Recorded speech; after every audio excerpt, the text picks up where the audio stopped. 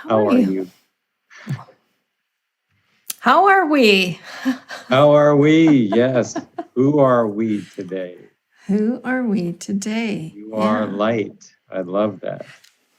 I am light. Yes, this is one of my favorite Mhm. tops um, that And the I top it is. bought. A top it is. I bought it um, after having attended one of the weekends of Super Coach Academy in 2014.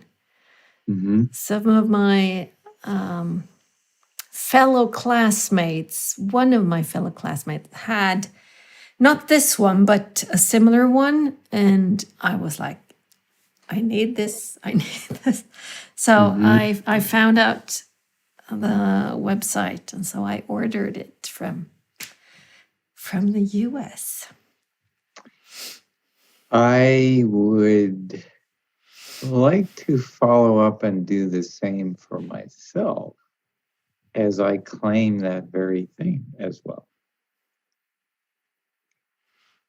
And along those lines, not to jump over all of the intermediary how are we's, I'm also astounded by the sense of how the human body neurology is built of light,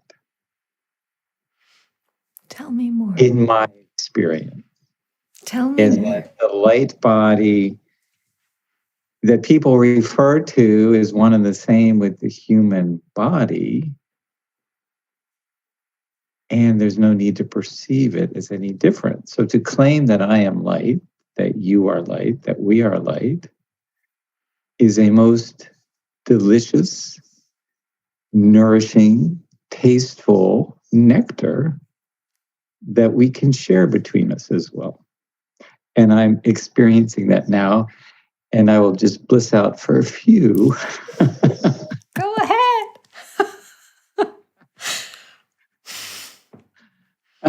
Partake, to savor.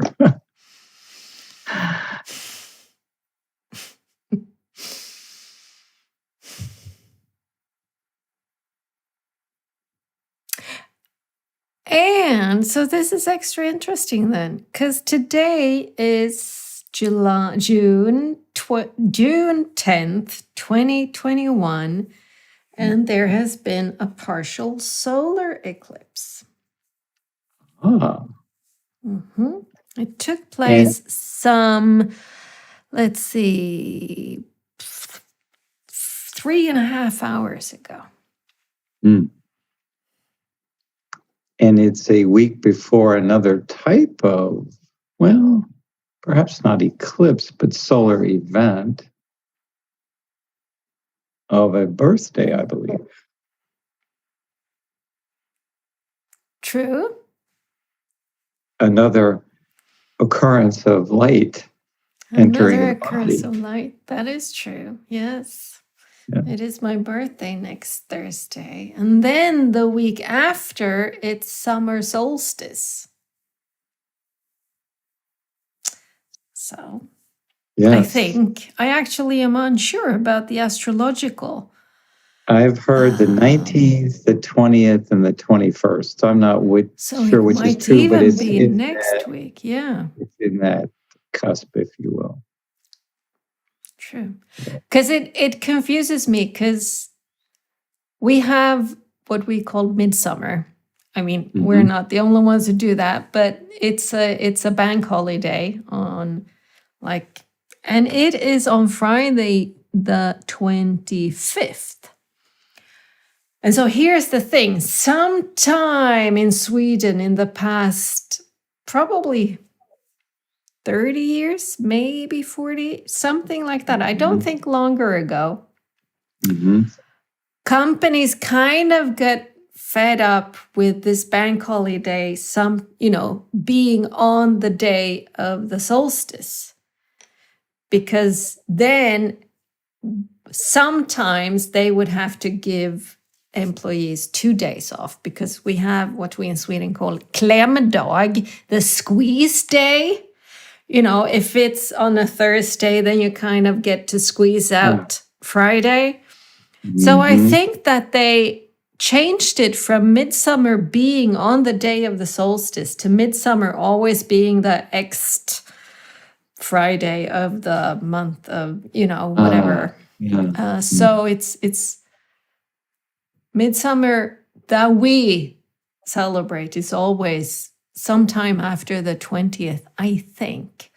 But I know that the solstice can be another date, so to speak, which kind of messes me up, now that I've started to become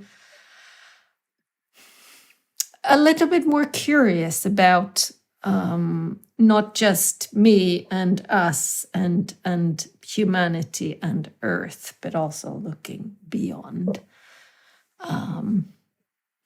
Because then it isn't really midsummer when we're celebrating midsummer, is it? Did you say it is not really midsummer when we celebrate? Yes, because it isn't. Because it's yeah, at the beginning of summer. Yes, but it's not on the solstice day, right? Yeah. And that, I mean, light. Speaking about light, midsummer, the solstice day is definitely the middle, right? Because that's when it starts to turn again. So how do you experience yourself as light? May I inquire? You may. So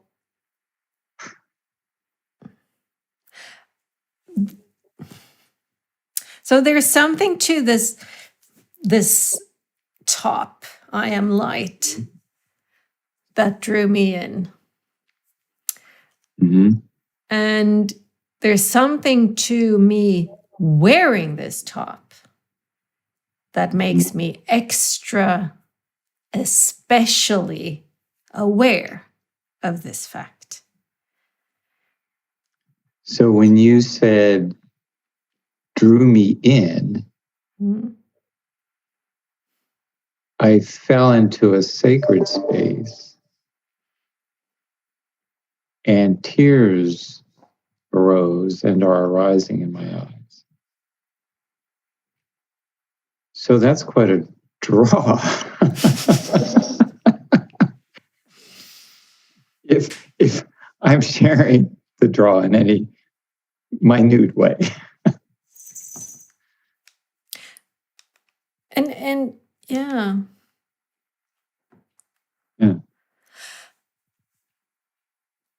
I don't believe I could. I don't believe I don't want to say could have, but would have worn this shirt with the feeling that I have when I wear it.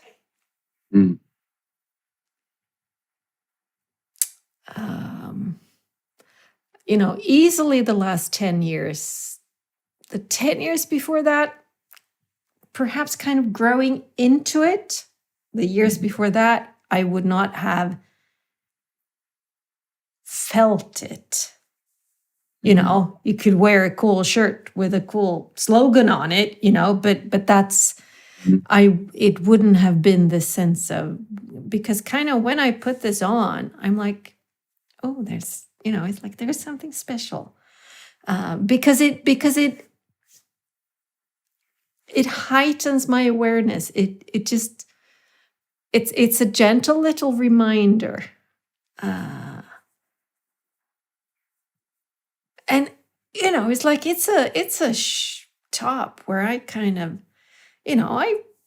I'm short, but I do walk kind of, I'm not hunched over, I'm not hiding, I'm not making myself very small most of the time. But in this one, it's almost impossible. It takes so much for me to be small when I wear this one. Yes. So not to be, I don't even know what the right word, I want to say equivocal but I'd have to look it up in a moment with the wording. But that is hardly anything but a gentle reminder, at least in my experience. And I love the gentleness of it too. That. So. Because they're both there. Yeah, and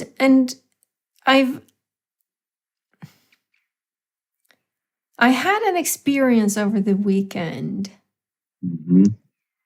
with a man on Badoo,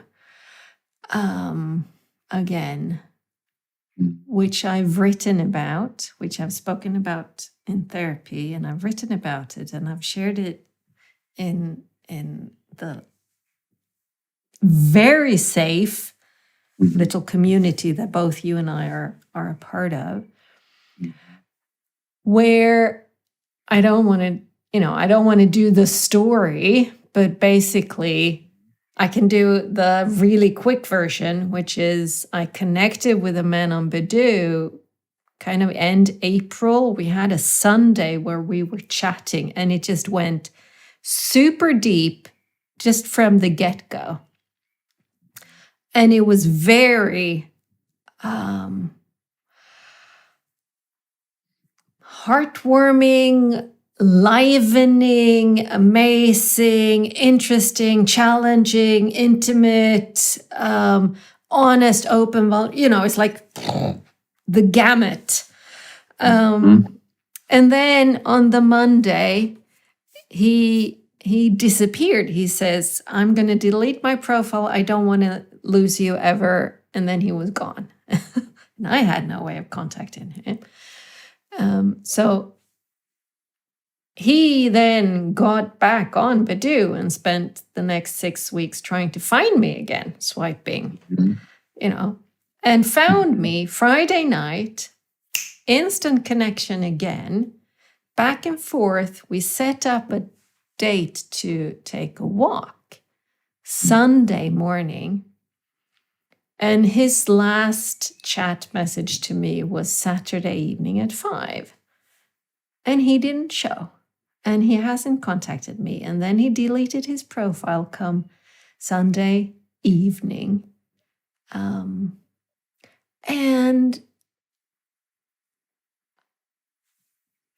here's the thing. Here's the connection. This was, again, another gentle reminder to me. It could have felt like I'd been put in a boxing ring and people just pummeling me. Mm-hmm. It could have felt like that because there's enough challenging, worrisome, anxious, did I do wrong aspects that I could have thrown into that ring to pummel me. Mm-hmm. But it wasn't. It's like, it's like I had maybe the occasional little pinch, but overall, just a gentle reminder that I am not worthless. Mm-hmm. I don't need him. I don't deserve to be treated like that. Exactly. And So it's been such a cool experience. Mm-hmm. And just you pointing out that gentle reminder thingy just made me see that, oh yeah, here's an episode where had this happened any time before the past 10, 15 years, shit, I would have beat myself up. I'd be bloody. I'd be sitting here with black eyes and broken teeth. And, it's like I would have beat myself up mentally, relentlessly over this. What did I do wrong? Why did I say that? How could I have, And it's just small pinches of, did I? No. It's like just, so for anybody who wants, first grade lesson in learning how to be human, go on Badoo. At least if you know how to do gentle with yourself. If you don't, I'm not so sure it's a great idea. Yeah. But I am learning so much from these types of interactions. It's amazing. So congratulations on the self-care and the consistency of extending love to yourself throughout all of that. How beautiful. And it looks good on you in addition to the shirt, if you will. Thank you. And it's curious that there's part of me that's furious with this person appropriately, in that protectorate energy, not that it's needed, but at the same time, the symmetry. And it also reminds me, and I'm checking to see if I'm jumping over too much, but perhaps there is something else there which we can get to, but it reminds me of my meditation this morning, where in the most astounding way, and I hope that it's a seasoned reception of this, and I know it will be here, but in the broader context, where intimacy that you talked about, and even, if you will, sexuality as eros, life force, creativity, and rasa in a word.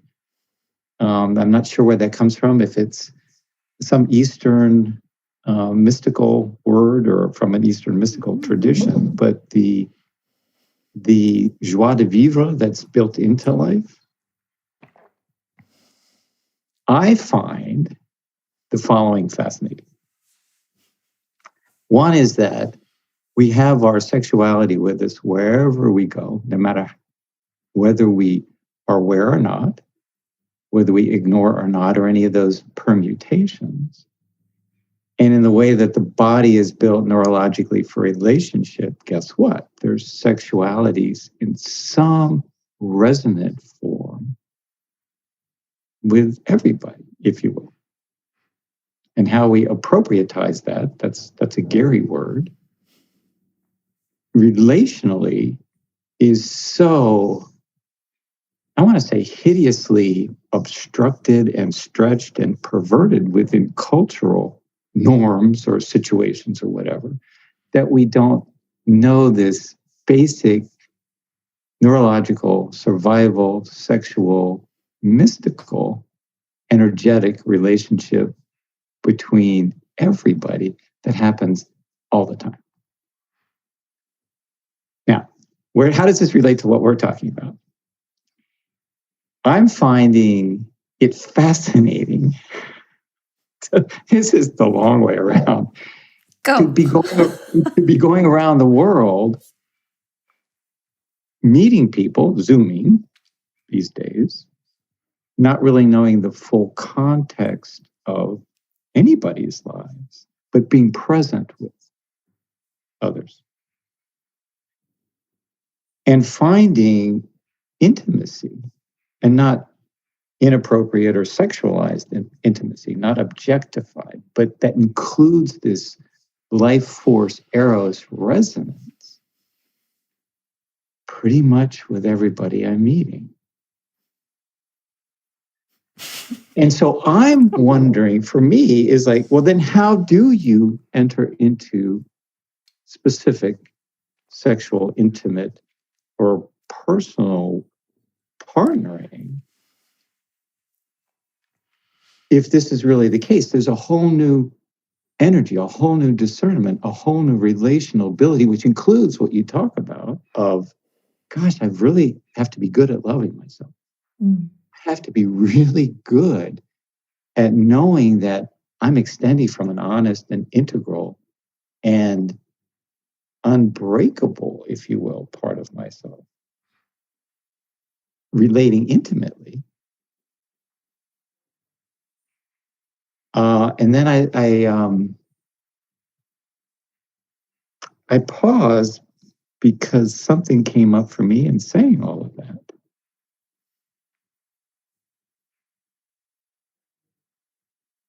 And I have to take a moment and regroup.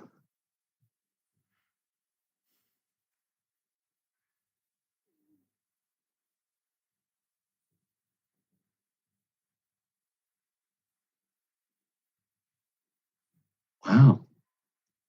I can see. Mm-hmm. Yeah.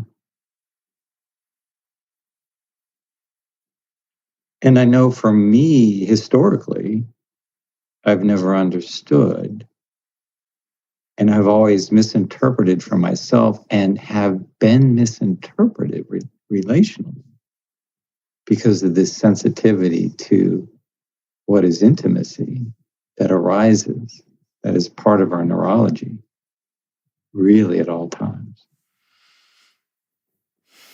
And I'm led back to when you said you were drawn to the shirt because it does involve light, it does involve the body, it does involve all of this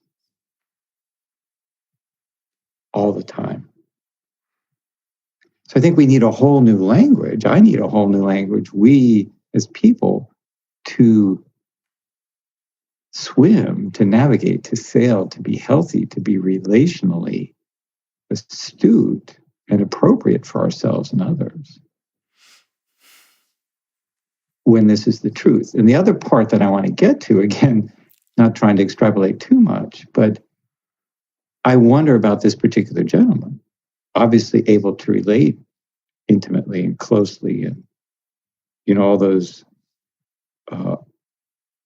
attributes that you had mentioned, but either is unable to be consistent with it, unable to understand it for himself, or we don't know, and I'm not casting any aspersions, but intended perhaps, or not, but maybe of the best intent, but this, oh my God, what do you do when this starts to really happen? And it can happen so beautifully, so intimately, so close, and so spontaneously.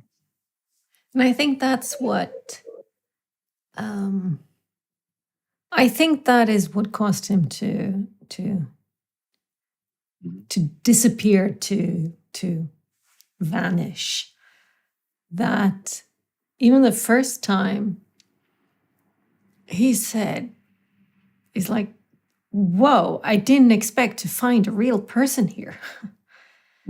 It's like, oh shit, this wasn't just, chit chat. This was deep and real. So his fears were very much a part of our conversation then and also this time. So, it's like,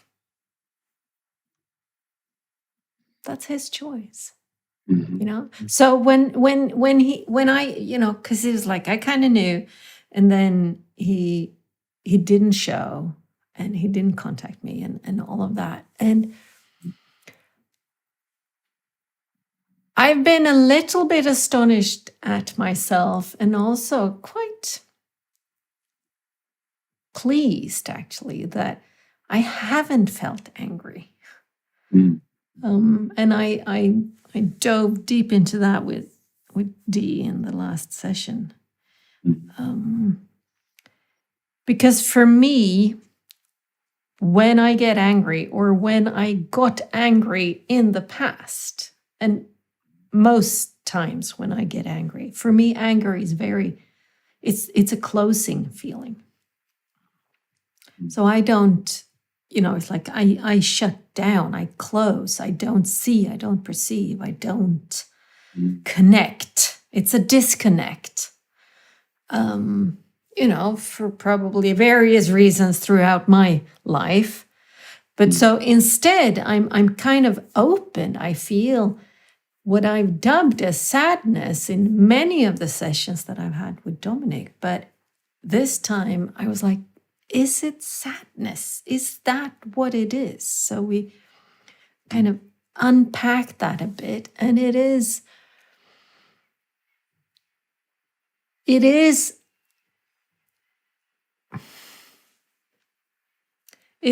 opening.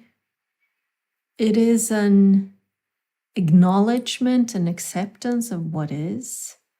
It is a lot of compassion. For yourself and others? Yes. Yeah.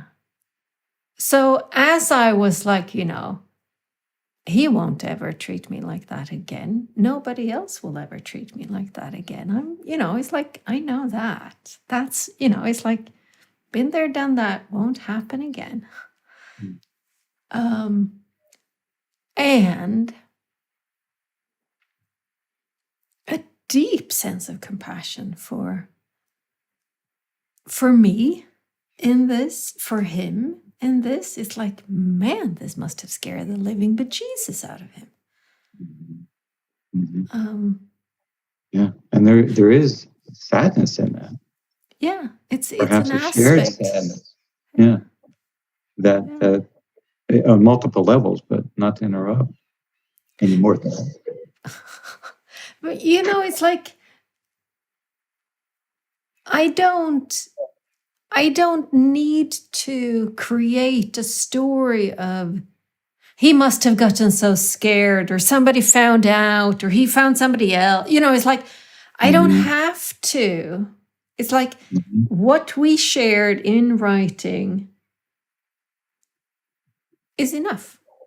It's like, and I have got, insight-wise, shit, I've gotten some really good insights from this experience. But kind of the one of the things of experiencing this is I have this feeling that because I didn't hold back. Here was a person where I did not hold back. I was every light being thingy in me was there. It's like there was no shadow, a lot of darkness in a sense, because that's also part of it, but just like not holding back for fear of, oh, what will he think? What will he say? What, it's like, oh, he'll think I'm, it's like none of that. Just here I am. Can he take it? Well, if he can't, well, and that is something that I'm bringing with me differently now in other interactions. So I can, it's like I can feel it. I can sense it. Do you mind saying more about that particular it that you're bringing? I know that the whole of what we're talking about, but is there another essence of that which might be stated?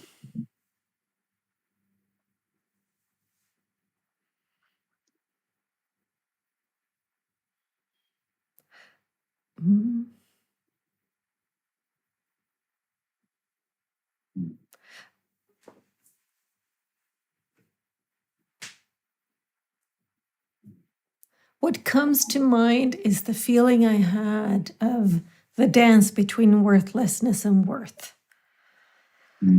How I've been, it's like these past few weeks in therapy, we've been going, exploring that and finding that. And this was like, it wasn't even the dress rehearsal. This was the real thing. It's like premiere. Here we go. Here's the dance between these two.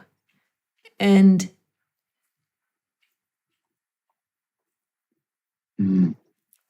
I saw the little like tendrils of worthlessness springing up, and then, it was matched by kind of sturdier tendrils of worth going, nah, it's like, do this instead. So it's like, okay, I know how those worthlessness things feel, what that feels like. And I know now that I am, I don't have to get drawn into them. I don't have to fall into that void. I can stand on the very edge, tendrils of worthlessness tickling my toes, and just go, oh, yeah, it's those. Beautifully said, and I appreciate the openness of it all, as always. And I'm reminded of similar situations with me where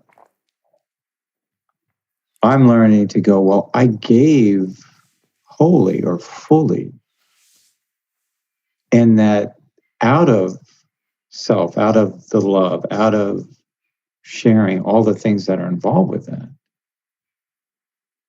and was so honest and integral with it that it doesn't change the value of it. It doesn't, I don't know how to say this well, but that love or that emanation from with me is not disturbed or diminished because I wasn't received well or received for a time and then, oh, sorry,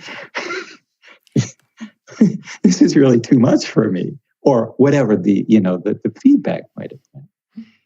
And then I ask myself, okay, so what part of me is really hurt then if the integrity of my heart is not really disturbed? And that's a curious exploration too. So you describe it perfectly. And I'm not hurt. There is, like, I lovingly feel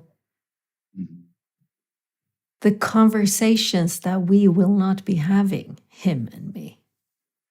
There's a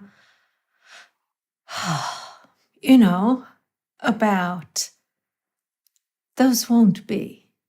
And is that sadness? No, it's and it's not even regret. It's like well, maybe it is future regret. It's like, yeah, I will be missing out on conversations that won't take place now that I know would have been absolutely amazing and revelatory. And, it's like, so there's this, oh, dang it, oh, I won't. No, you won't. And it's like, and the end, right? None of that, oh, you should have, it's like nothing. It's like, it's pure in a sense. It doesn't, there's no contamination. It's complete acceptance of the fact that those lovely conversations that could have been will not be. Okay. But I am lucky enough to have some awesome conversations going on anyway, which actually, come to think of it, might be one of the reasons why the loss of that connection isn't, just knocking me over. And with that one, for me, I'm learning to go, well, I think there's 7.5 billion others on the planet. There must be another opportunity. Yeah. I mean, for me, there's still a hurt. That's the word, my word. There's still a sadness. There's still that future feeling of loss. It's like, yeah, look at all those occasions or sharings that will not occur. Yeah. But it's like, okay, let me not get stuck. Let me not get lost in it. And I want to add another flavor for me. It's interesting, the tendrils of worthlessness. So I did in a meditation the other day where that was coming up for me. It's like, well, where did those come from to begin? And it was a rather lengthy meditation because it took me a while to get back. But what I was involved with was original occurrences where I was expressing such innocent love as a kid. So now it's innocent but adult love, but there's an innocence to it as well, like we just talked about. And just in my joy, in my expression, in the purity, but perhaps immaturity, but natural immaturity of a child, but nonetheless pure and loving and caring and compassionate and giving and not harmful, but interpreted or misinterpreted by the caretakers around me and squelched. So that my sense of this innocent purity of love directly from my heart, which for me is coming from that light too, was foreclosed or condemned or hit or aspersions cast against. And it's like, gosh, so when I'm feeling those tendrils, is it really that historical neurology, historical occurrence that get triggered? Whereas at the time I had to pull back to protect as a 2-year-old, 3-year-old, 5, whatever it happened to be. But that's still in the body. And it's like, oh my gosh, my lovely tendrils, let me love you. Let me understand where you came from, why you are in my life. And realizing it's like, yeah, it's how do you bring that forward differently so that that worthlessness doesn't subsume or consume, but understand it and love it. Back to our conversation the other week. Fascinating exploration. It's like, gosh, no wonder it's so hard to release those tendrils if they go all the way back into history, core neurological history as well, and perhaps generational stuff that comes through us. Yeah. But God, what compassion we can give ourselves and to others. And for this other gentleman, who knows what is, may have been coming up for him in terms of those worthlessness or fear or whatever it might happen to be. Because human life is so fascinating. I know, it's just completely. And I've been listening. I am a book reader, and I'm a physical book reader. Give me a physical book any day of the week. However, I had an Audible, credit. And it's like, well, I don't really like listening to audiobooks, but okay. So, it's like I found. So it was like, nah. And then I stumbled upon an audiobook called The Shaman's Body by Arnold Mindell that Dominic has been speaking about. And I've read 1 or 2 Mindell books before. And so the process-oriented therapy that Dominic does is Arnold Mindell. He's the, creator, originator, collator of that modality. So I've been listening to it. It's read by a woman, and it's kind of a mix of where I get all fascinated, and then it's kind of dry and factual, and it's like, so it's a mix. And I know that I'm not getting the book at all the way I would get it by reading it. But I also know that I'm getting other things because I'm hearing it. So you win some, you lose some. and I'm halfway through. I know I will listen to it again, and I know I will read it as well. At one place in this book, they speak a lot about allies. And these different characters of yours and mine that we spoke about last time, they each are allies. And just what you referred to about the man, the Badoo man, it's like you don't know what happened in him. Allies can take you over, you know? And they gave such a great example. And I was just, oh man, this is interesting. So they gave the example of Wolfgang Amadeus Mozart. Curious. Which is, so when I was a kid, Amadeus the movie came out, and I don't know how many times I've watched that. I don't know how many times I've listened to the soundtrack specifically, but Mozart as well. But so when they say Mozart is a great example of a person whose ally took him over, and how the ally then being this extraordinary gift of musical creativity, whatever it's like his ability to put music on paper.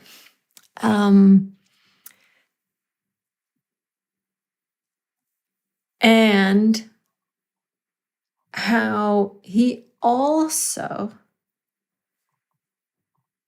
wanted to be a social creature, the way we are social in society, the way that you were supposed to be social in society back then. And he was in the courts of kings and, like dukes and stuff. So the alcohol, the partying, this thing, another aspect of him. And how they, in the book, Arnold Mindell kind of points out that if he'd made an ally, a proper ally of that musical creator, generator, whatever, he could have done that. But then he might have had to give up normal life, the way you're supposed to live life, give up the alcohol, give up the partying, give up the, because as it was, he tried both. He wanted both. And it killed him. He was 30, 32 when he died. And I was just, this is so interesting. So bringing it back home to me, I can see how that the ability to hit me, to beat myself up, for instance, to be really harsh. If I had let that part of me continue to grow and grow and grow, it's kind of an ally that takes over, and you cannot let them take over. That's what they say. It's like you have to, yes, they bring you stuff, but you need to, you cannot just sit back and let them drive. It's like I'm driving. You can be in the other front seat, in the passenger seat, or in the back, but I'm driving. And they say, if you do that with your allies when they pop up, if you just, you come into it's kind of an equal respect relationship where you each respect each other. It's like, then, man, the things you can do with your ally. But if you don't, and I was just, look around. How the overthinkers of the world, that is an ally gone haywire, taking over taking over the wheel of that car and not budging. And I'm just going, oh, this is so interesting. And do you consider that gentleman an ally as well, or a one-time ally? So the Badoo man, you mean? Yes. So what he gave rise to, what I kind of explored with Dominic, was the concept of Bluebeard. You say more? So Bluebeard is an old fairy tale, folk tale, comes up in many, many, many, many, cultures around the world. I've read it. I've only read about Bluebeard basically in Women Who Run with the Wolves. And I read that chapter a year ago and didn't really get it, and read it again earlier this year and got it. So Bluebeard is characters either within you or outside of you that try to dominate you, that try to keep you down, to keep you, it's like they make sure that you have a wound somewhere. It doesn't have to be a big wound, but a small wound that is constantly bleeding, and you cannot get that bleeding to stop, right? So you're weakened. That's Bluebeard. And again, Bluebeard is, it's like, I would have to say, it is an ally. And it's fun to think about these things, because it would be so easy to say, oh no, I have a Bluebeard, get away, get out. But the energy of Bluebeard can be used, but you need to make sure that it's not used on you or others in a way that's harmful. But, being sure of yourself, that can be a great thing to be, right? So the energy of it can be used. And we, Dee had me tell the story of this weekend as a fairy tale. And then I said, it has some dreamlike qualities. So then it was, okay, tell it as if it's a dream. Mm-hmm. So somehow this man was Bluebeard, but I think he was inside of me. Fascinating. Yes. So it's like, it almost is like a dream. So, it's like, man, I've just, so much has happened. Mm-hmm.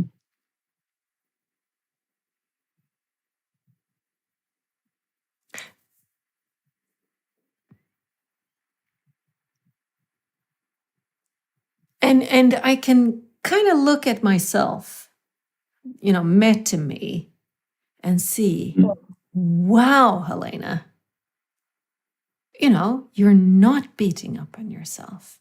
You're not cursing him out. You're not, being a shit to everybody else because he was a shit to you. And then you should, it's like there's a gazillion things that I know I could have been doing that I haven't been doing. And it's not been,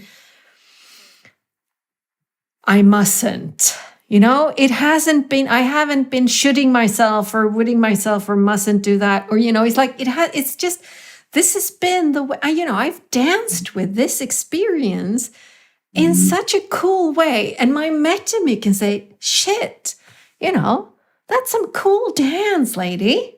Well done. Yes. Is it like, and I also want to say that if I had cursed him out, it would have still been a cool dance, you know? So it's not, I don't feel like I'm not being the good girl here.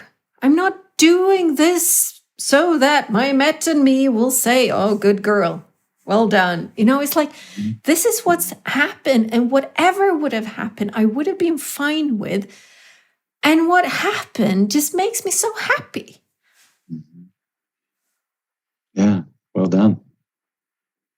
And it's fascinating, so much to pick up on, but just a couple things. In terms of this, the tendrils of worthlessness and anything along those lines. I love to enter into the radical acceptance, and this ties into other stuff that you're talking about, and just be with them as they are, without casting aspersions, without yes or no, without get away or come closer, any of that. Who are you? What do you have to say? And there's always something to learn. There's always, like you say, there's always an energy there that is trying to be beneficial. And again, maybe as a small child, it was, I need to pull back because this caretaker is treating me like shit. And that ability now, I don't need to continue going after this gentleman or this relationship because no, I'm being treated like shit. So there's still that value in that voice. And when that is heard, then the tendril goes, oh my gosh, she's with me, he's with me. I'm integrated. I'm part of the whole. I've had my voice. I've had my time. She gets it. He gets it. Now we could dance even more strongly, more appropriately, and all of that. And it's curious, too, we've talked about our anger has come up here a number of times. It took me a long time to discover my anger. And the appropriateness of it, and the fury of it, and the vitality of it, and the clarity of it. And I'm not talking about anger that destroys or intends to cast aspersions or on anybody, but just that furiousness. Oh my God, I did it again, or it didn't work, or that person, whatever. And it's fun for me, when I am mistreated, to do the dance of compassion and anger and somehow combine them into an appropriate fury that just clears the air. And perhaps this is a whole nother discussion, but again, maybe just to summarize without going too deeply into that, but listening to my anger has that same, what are you trying to tell me? And when I listen to that, it's like, yes, there's a vitality, there's an asset, there's an agency, there's something appropriate in it. And it's leading me back to this sense of then who's doing the listening? Who's doing the dancing? Who is that? What is that? And you said it earlier much better than I'm going to be able to recall it, but how does that engage that dance differently? Because it is an integrative force. It is an agency, a higher sense of self, I think, in my experience, that is able to pull that all together and go, aha, I'm going to be sailing differently here. I'm going to be dancing differently. Mm-hmm. And when all that happens, that deep listening and all the things that we're talking about, it's like, the vitality, your uprightness, your dancing as you're talking about. Even though there were, discomforts and challenges, as you said, and all those different kinds of things. Oh my God. I'm reminded of our conversation last time. We were on that bicycle just singing and Full out. Full out. Yes, yes.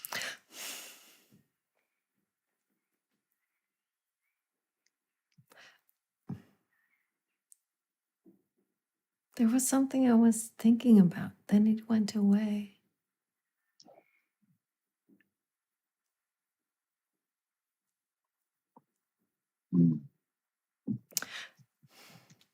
So I love it when you contemplate like that. There's such an invitation to be with you when you do that. It melts my heart. Whatever you just did, it's like, contemplating, there's something else here. There's such a beautiful invitation to be with you. Thank you. That Whatever it brings was. tears to my eyes. Yeah. But the interesting thing is, this is something that I'm conscious of having done only in the past 5 years, perhaps 4 years even. As I slow down, as I am present, it's like when you speak, sure, there's a thought flying by, but I'm not going, oh, I need to tell this and this story in this way so that I can respond to what Gary's saying, yada, yada. It's like, so when and usually those thoughts, they kind of hang around, but this one went like it was there. And then, 5 sentences before you were done, it just said, nah, I'll just fly away. And the interesting thing is, so many times when I do this, like I did now, it came flying back. Lovely. So I can lose thoughts and threads and stuff. But if you give yourself that pause, many, many times it comes back. So here's the thing. Yeah. So I had the experience of the weekend. Dee asked me to tell it like a fairy tale, as if I'm the storyteller. There once was a woman named Helena,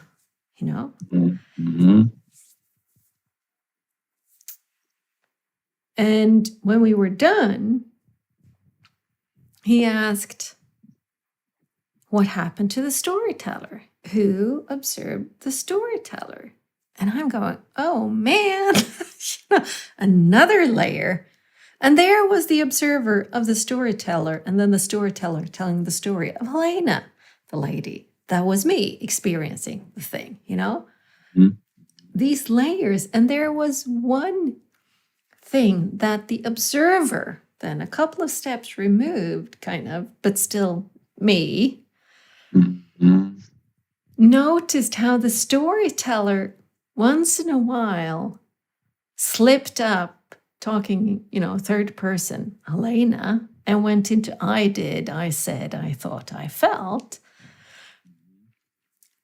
And those gentle nudges are just, they have become so pervasive throughout me that somebody's walking down. Hurry up instead.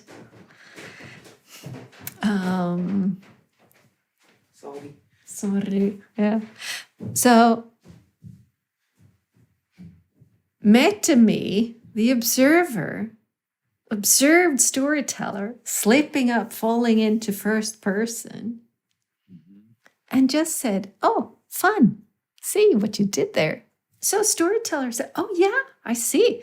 And went back into storyteller mode, saying it in third person,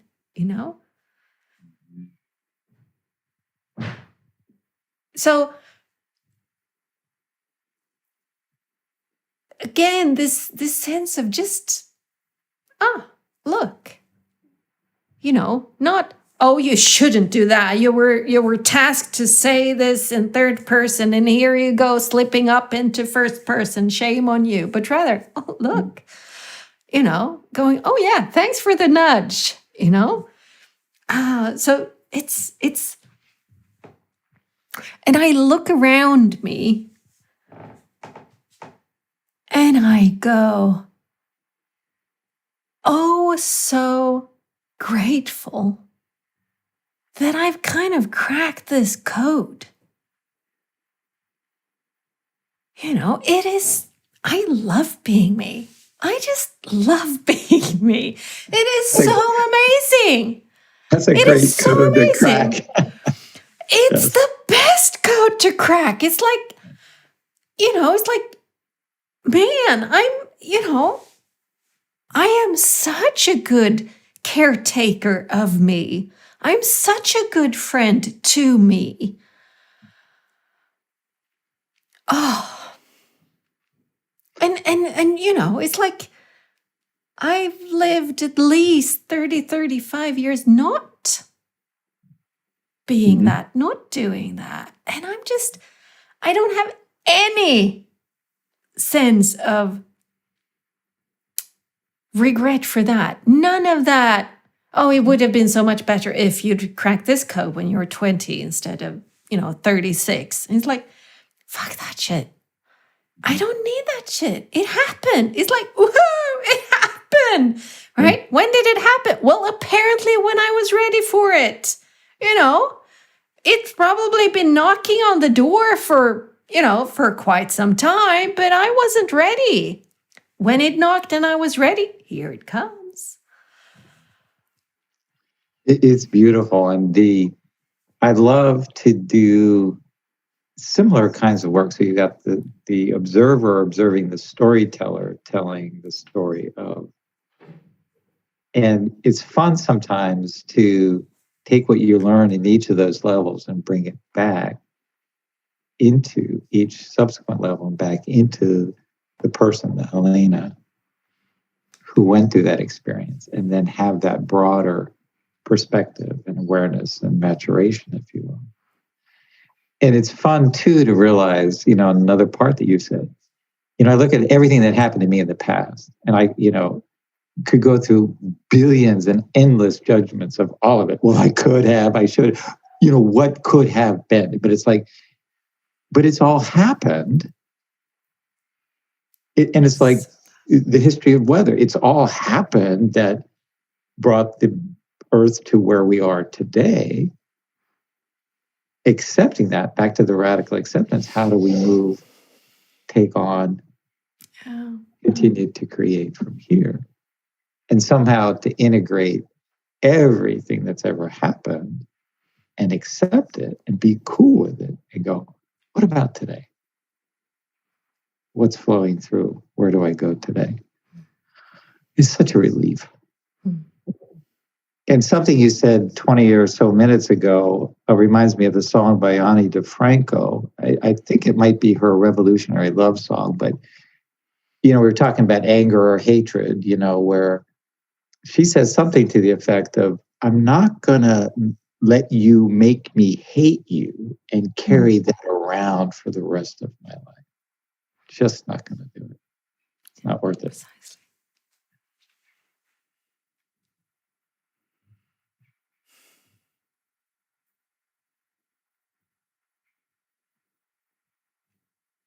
Yeah. Mm.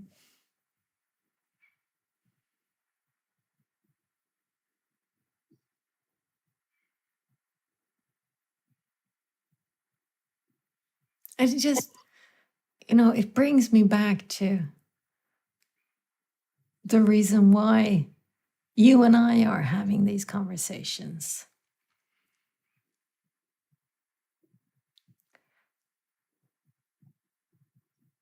Each of our conversations since July 2020, we've probably Zoomed 20 times.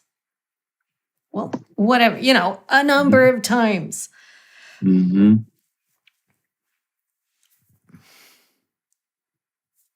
I learn. I As do see. As do I. I feel. Same. I I connect closer to me. I connect closer to you. It's like it's like an endless weave. It's like different types of tendrils, right? Just weaving and building this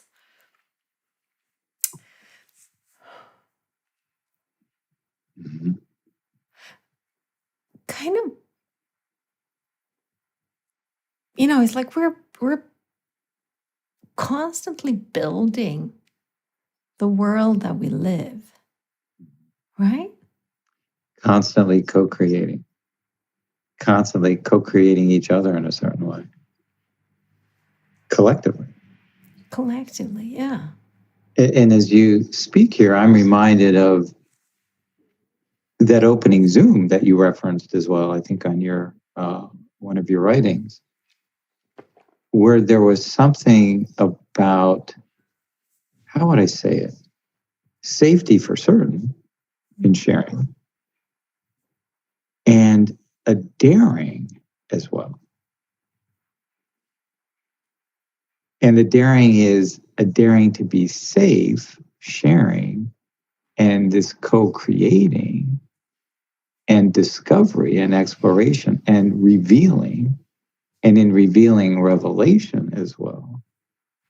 That was a seed that happened or that opened in that first meeting. Fascinating. I love it. And available. It's there, it's here. Yes. People can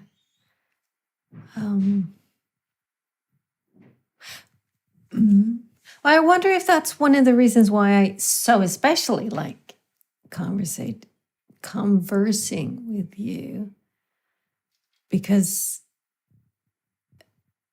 there's an openness, there is that curiosity.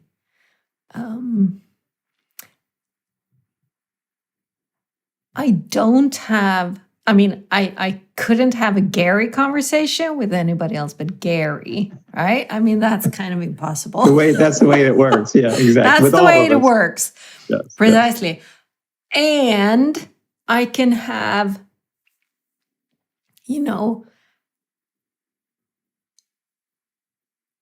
kind of this the same quality, completely different texture and flavor and frequency, and it's like density, whatever, but kind of the same quality of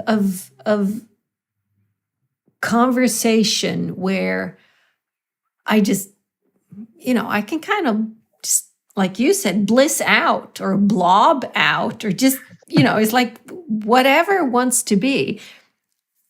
And I have them with Beverly and Frank and Mike and Allison for sure, but also with a lot of other people. And 15 years ago, that type of conversation was extremely few and far apart in my life. Extremely. I would say I was lucky if I got that 3 times a year. And maybe I'm exaggerating. Maybe it was 10, but it's like today, it's like, I was going to say hardly a day goes by without it, but I'm not sure that's true, because I have these types of conversations with myself too. Beautiful. So it's like, so not a day goes by. I have these conversations on a daily basis. If not with you, then with some of the others. And, if not with some of the others, some of, Caspian or Dominic or my mastermind group, or me, or my kids, or my cat. It's like, and I also have conversations that aren't like this. Mhm. But more and more of the conversations I have are like this. Regardless if they are about, how to design the factory or how to write the user requirement specification for the machine that we're going to be buying. It's like, or picking up, vegetables from a local farm, or the lady yesterday who, in a local Facebook group, asked somebody if she could have some rhubarb because somebody had said, I have rhubarbs. And she once said, oh, can I have some too? And I saw that she'd asked, and I asked, did you get it? And she's like, no, they were over. Well, you can come and get from here. Mm-hmm. And so I picked my rhubarbs yesterday and put them out for her. And she came in the afternoon and was just so grateful. That was one of those, 2.5 minutes. But open-hearted, it's like I sensed, I saw, I felt.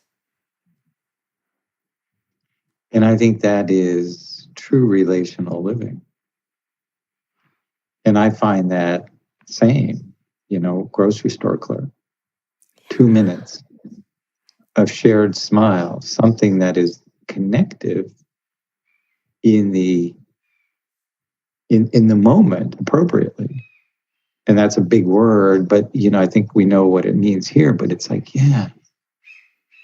And I had, when I got my vaccine a couple months ago with the 2 nurses that were there, we had the most life-affirming, the most deep conversation about relationship, healthcare, spouses, the whole of it. And we were there 5 minutes. Yeah. And we were just astounded. It's like we were blessing each other as we left because it was so deep and safe. Yeah.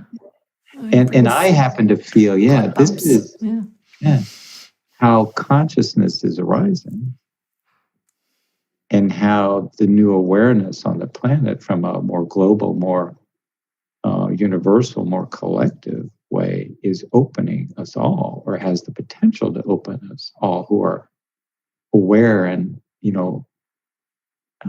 wanting to enter into them so that we can create life anew, create relationship, create human systems, create civilization from the place of what you and I are talking, moment by moment, without having to go, let's to develop all these institutions to help create this openness. Beautiful. I was watching a conversation between Gabor Mate and Thomas Hübel this morning. I have been wanting to do that on along the trauma, collective trauma. Yeah. I watched it this morning, and Thomas Hübel said something to the effect of, to be present, you have to be able to see. And I think the light is the thing, because I don't believe for a second that it is solely related to the eyes. You see with all of you, with every cell of you.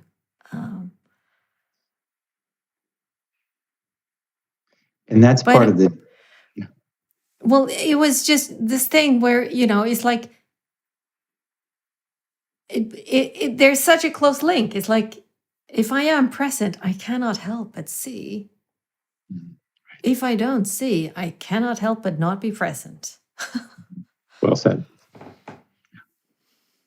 And I think that's part of the daring I spoke about earlier too, whereas you're willing to see with all of you. Mm. And you're willing to be seen with all of you, in the right context. And similar for me, I'm willing to see, and I'm working at it. It's a developing agency, if you will, to see with all of me and to be seen as all of me. Whew.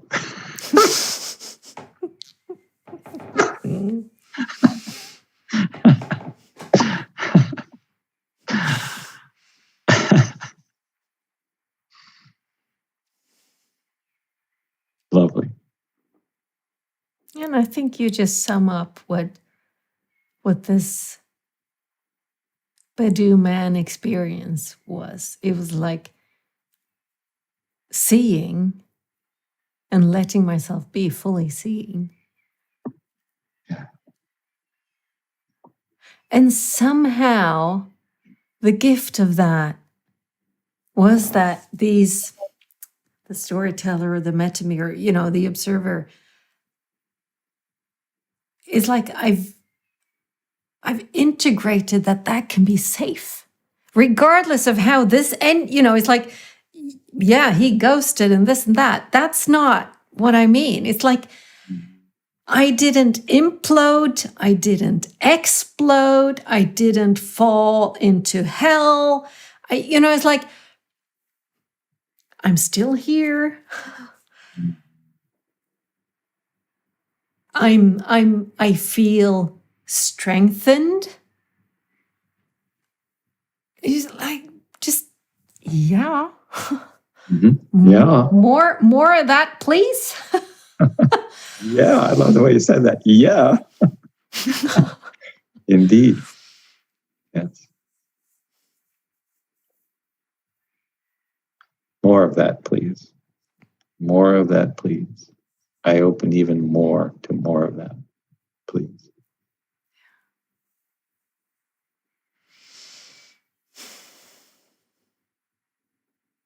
Maybe that's a good wrap.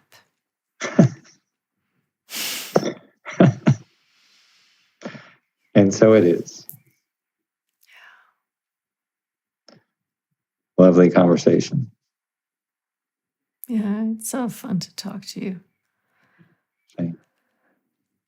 And it's so fun to see the light in your eyes. And in your smile and in your, it's like, it's special. Yeah. Ditto, back at you. In those quiet moments, even, that open such depth.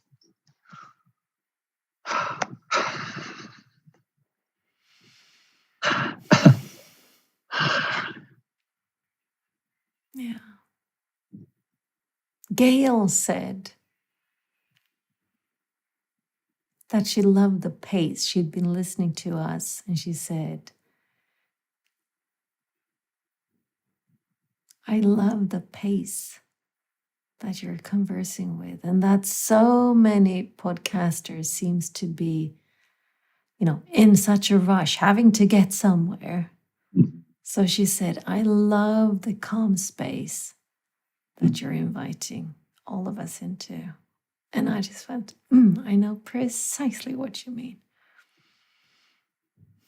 And I also know that there is probably a lot of people out there who just would say, oh no, I don't, not for me, which is perfectly fine.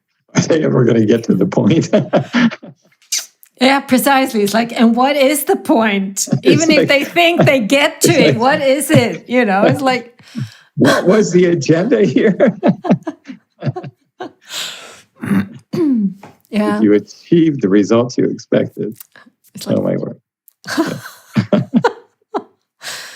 Yeah. So, thank you. Thank you. Lovely being with you.